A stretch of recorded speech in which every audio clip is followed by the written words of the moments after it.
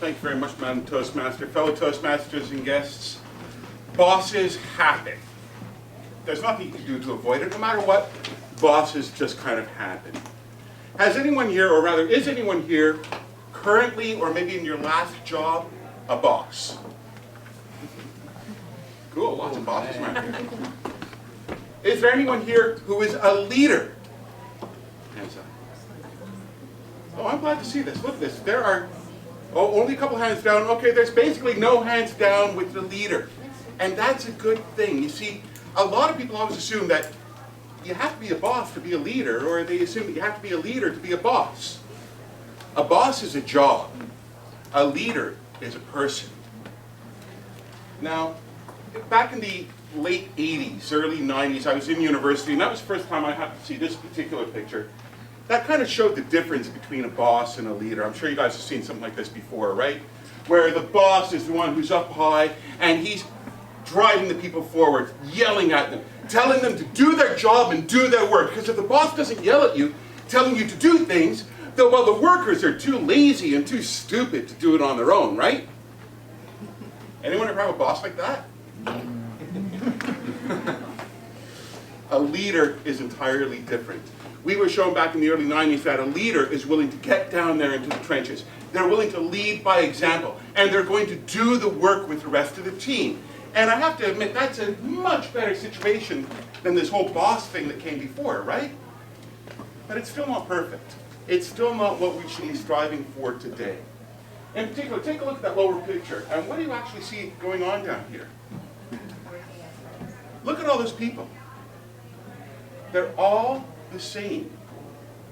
They have the same education, they have the same training, they have the same background, they have the same expectations put on them. And who's the guy who's leading them? Well, he seems to be the only person who has any idea what their direction is. It kind of gives the idea that the leader is the only one to really decide where the team needs to go. And that is not how things should be working today. That is not real world at all. Let's take a look at a team that is much more real world than that. Now, look at this particular conglomeration of people, okay? You have Black Widow, who will do anything to get the job done. You have Iron Man, who is a multi-billionaire with an ego the size of a moon. You have Captain America, with a heart as big as the moon.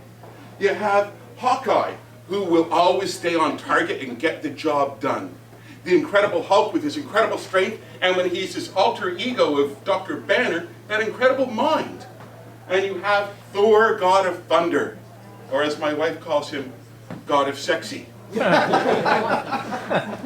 Any one of those people could be the leader of that team, right?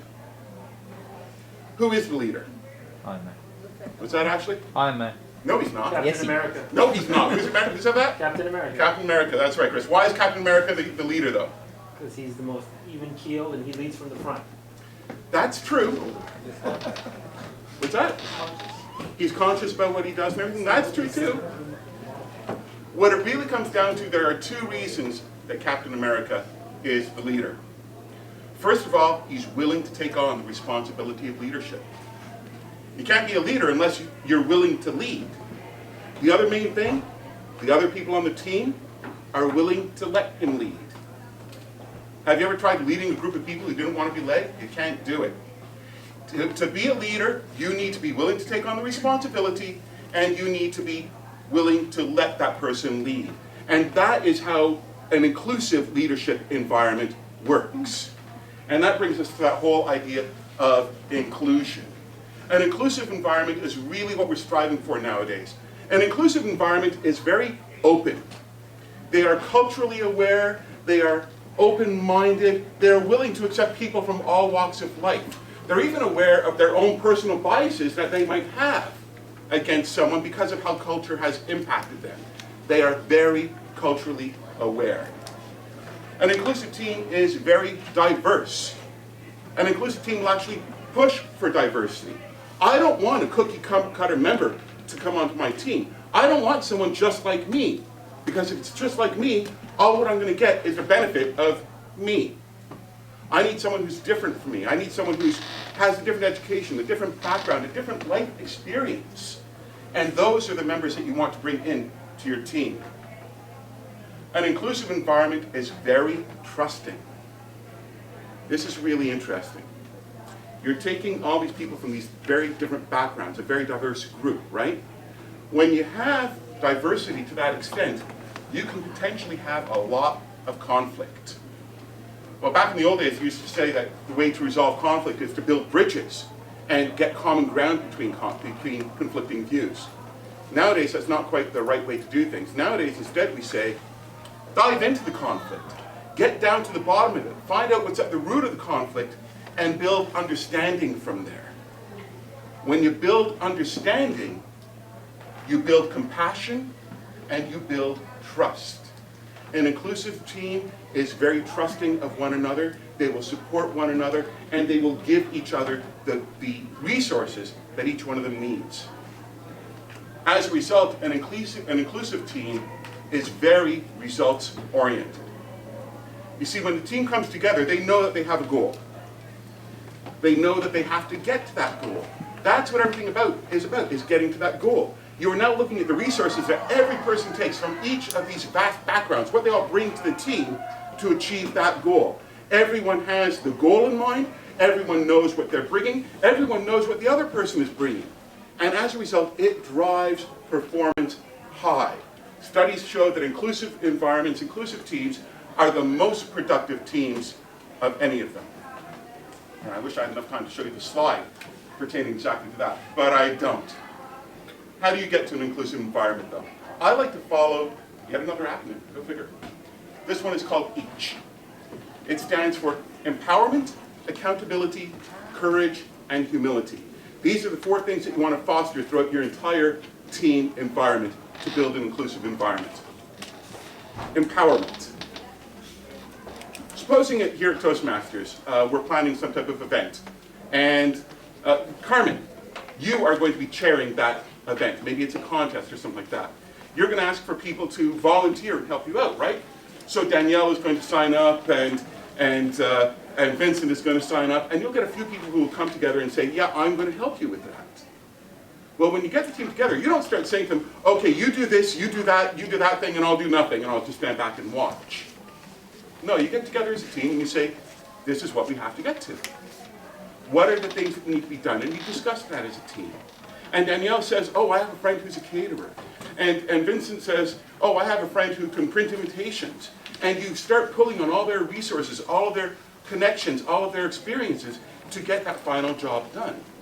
And that is how you empower the team. They have buy-in, they have value there. They realize that they contributed something towards making that decision. Empowerment is the first step in building an inclusive team.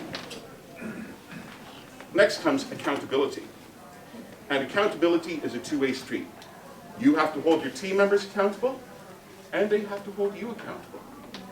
If someone falls short on one of the deliverables that they agreed to provide, they're letting the whole team down.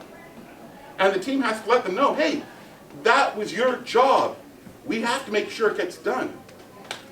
And the way that you do that is that if you find out that you're not going to be able to meet one of these deliverables, you have to go to the team and say, hey, I need help. Something came up, whatever went on, and you need to go to those people and you need to ask them for the resources because you have to be held accountable. Accountability is huge. You have to be held accountable for things that go wrong, because if you're not held accountable for things that go wrong, how can you possibly feel any pride when things go right? Accountability is huge. Courage. How does courage really factor in with managing a team, with leading a team? Well, courage is what happens when you take your own interests out and you leave them aside. You have to look at what else is going on there. A few years ago, I was president of this association, and it's an industry-related association. Everyone who's a member works in the field that I am a vendor to, okay? So I sell into that field, and this is an association of people in that field. I had to take myself out of that equation entirely. I was there for the team. I was there to help them make the decisions, but I had to take my own interests out of it. as far as business came. You need to show courage, you need to stand up to people. And sometimes that even means taking one for the team. And then you need to have humility. You guys ever know anyone with a big ego? Yeah, they're not very compassionate, are they? They don't listen very well, and they probably won't say that phrase, I don't know. You need to have humility to build this inclusive environment. So by following that each acronym, you can really build this type of inclusive environment. But now what about real world? Is this really possible to get there? Well, I want to introduce you to this guy. His name is Captain David Marquette. Back in the early 1990s, Captain Marquette was about to take command of a nuclear fast attack submarine. It was his first command, and he had studied a year for this thing. This is a huge undertaking.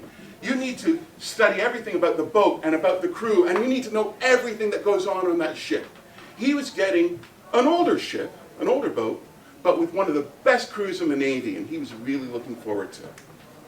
And then 6 weeks before he was meant to take that new deployment, things changed. And he wasn't going to get that older ship, he was going to get a much newer ship, so that was good, right? With the worst team in the entire Navy. Well, he didn't know what he was going to do at that point. He was really kind of at a loss, but what could he do? 6 weeks, not enough time to learn everything. He just had to jump right in, right? A couple weeks before they were due to set out, they're out to sea, they're running some drills, and they're doing this scrum drill, where the nuclear reactor is shut down, and they're running just off of batteries, off of the auxiliary motor. He decides to throw the crew a real curve by having them increase the speed and exponentially increase the drain on the batteries to see how they're going to handle it. So he says to the officer of the deck, "Officer of the deck, make the speed 2/3. Officer of the deck says to the helmsman, "Helmsman, make your speed 2/3. And the helmsman does nothing. The captain walks up to him. "Helmsman, didn't you hear the command?" "Yes, sir, I did, sir." "Then why didn't you execute it?" "There's no 2/3 speed setting when we're not on the auxiliary engine." The captain turns to the officer of the deck. "Officer of the deck, did you know that there was no 2/3 setting on this engine?" "Yes, sir, I did, sir." "Then why did you give the command?" What do you think he said? "You told me to." How often does that type of thing happen, where the boss comes in and tells you to do something, and it just doesn't make any sense? You can't do it that way. That's when Captain Marquette realized that things had to change. And he started a new concept in the Navy. He called it leading with intent. An example of this would be that before, if they were going to dive the boat, the captain would say to the officer of the deck, "Prepare to dive the ship." Officer of the deck to the dive master, "Prepare to dive the ship." Dive master gets it all ready to go. Green lights, back up to the captain, all the way up. Green lights all across the board, boom, all the way down, dive the ship. You can see how it goes down and back and down again, right? He changed things. He realized that the dive officer would know that the dive was going to be coming at some point in time that seemed logical. When that time came about, the dive master would adjust his board, get all green lights, and then go up straight to the captain and say, "Captain, I'm showing green lights across the board. Request permission to dive the ship." And then it was taken a step further, that it got to the point then that he would go to the captain and say, "Captain, I'm showing green lights across the board. I intend to dive the ship." The dive master is now telling the captain what is going to happen on the captain's ship. This changed the Navy entirely. This particular ship that Captain Marquette was on, the Santa Fe, became a breeding ground for the next leaders. It spawned more naval captains than any other command of naval history. And it changed the entire Navy. This whole concept of leading with intent spawns from an inclusive environment. That is what we all need to aspire for. That is where we should all be going. I want you to think of it this way. You are a crayon in a box of crayons. The job of the crayons is to make a picture. Some crayons are short, some are long, some are new, some are old, some are hard, some are soft, and they come in a rainbow of different colors. But you all share that one goal, and you all belong in that box. And that is the spirit of inclusive leadership.